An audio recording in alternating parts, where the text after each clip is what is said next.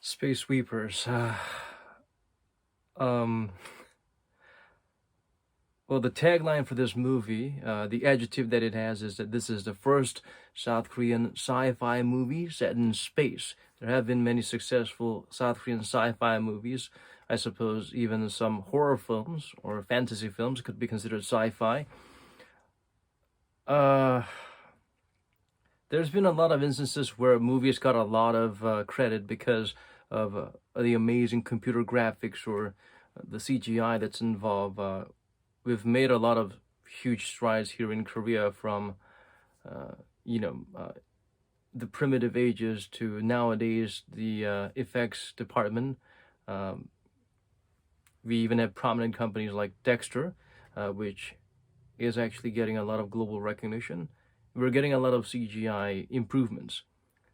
Uh, but I suppose in the infancy of CGI, the most essential or the basic things that we used to take pride in, that we used to excel in, we lose them along the way. That's what I felt about Space Sweepers. Uh, it had no friggin' original concept whatsoever. Everything is just picked up from here and there and it's placed and pieced together. The director directed a movie called A Werewolf Boy, which is another cliche loaded piece of junk.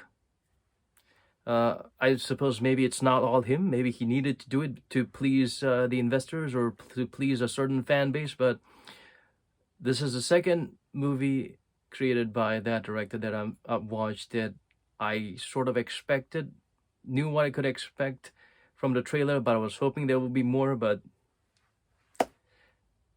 if you watch it, you want to fast forward it. If you fast forward it, you'll reach the ending, and you think the trailer kind of is everything, and there's not a lot of complexity to it, but there's a lot of stuff just mashed together. So you have the stars who seem to be reminiscent of the Cowboy Bebop crew, but it doesn't work because I have a lot of respect for the actors. Each in their own right, they're able to carry a movie in different movies, but in this one, uh, none of them. It feels like it's bad casting. They just look too young. There is no presence or depth or this weightiness to them. Uh, I mean, he tried to put all this story behind them, how they've got this painful past that this is like their second lease in life, but they are made up and look like 30, 20 somethings. What they grew up fast, and by the time they were 5 they were past their puberty or something. This is my personal complaint. I That's what stuck in the back of my mind, and I couldn't really watch the movie throughout. I mean, I couldn't really. Every time they show up and they're acting, I mean, these are good actors, but just can't. Focus is not there. And also they're supposed to be, you know, their job is supposed to be collecting, hunting scraps or something, and competing with others, and they're supposed to be sort of like the bad boys that the others space sweepers don't really like because they come and snatch their findings or whatnot. But there's like zero build up to that. They just show one scene where they're racing with other spacecrafts to hunt down a piece of junk, and that's it. And they show all these other space sweepers of various ethnicities speaking in their languages and whatnot, and there's no story to them. And then suddenly you have to actually feel this strong connection when, again, they have this cliche moment. And spoiler alert, but there's nothing to spoil because if you watch more than a handful of movies in your life, you'll probably be able to predict the ending.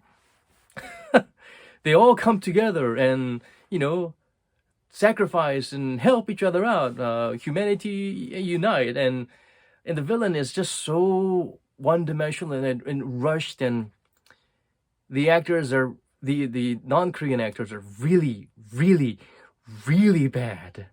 They have reenactment TV shows where they have part-time actors or whatnot come and do their little lines or whatnot, and sometimes their mother tongue or the main language is not English, but they need to do it, and still they work on it. And these guys still sound and look and act more natural than all the non-Korean actors in this movie.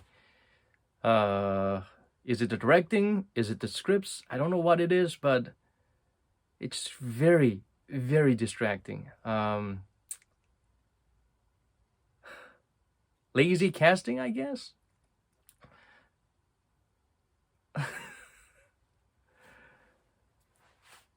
So there is no improvement from his 2012 movie, which was his mega hit, which is a Werewolf Boy, which is a heap load of cliches. Same here. The effects are pretty crisp. They don't look like those cheap direct-to-video CGIs that we see in a lot of these movies that's got a lot of this hype to their trailer, but then once you watch the movie, there's really nothing much to it. A lot of action scenes and CGI scenes, but these feel like separate pieces used for separate trailers or some TV commercial or a video game mid-transition footage. There is no, and the pace of it did not have to be a 2-hour, 12-minute long movie. It did not have that much of story going on, and they just put so much into it. A little boy who is supposedly this golden child. If you watch the movie, he's got this abilities, and some people think he's a bomb. Some people want him because he's got these abilities, and the crew, the main crew, have to get along with it, and they grow attached to him. But everything is so rushed, and they try to do everything in narrations. Everybody's got this exposition.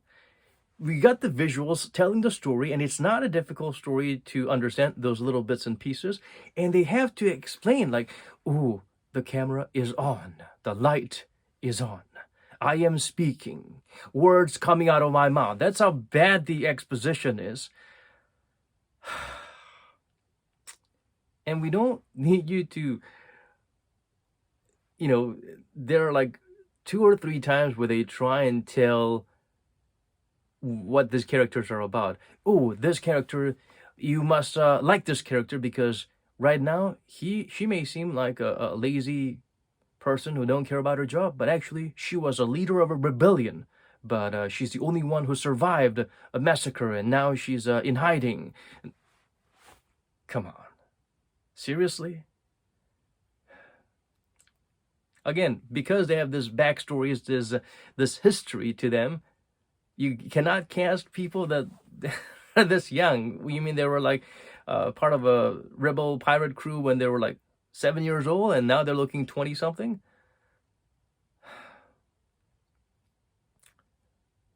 There's just so much to complain about, so much disappointment.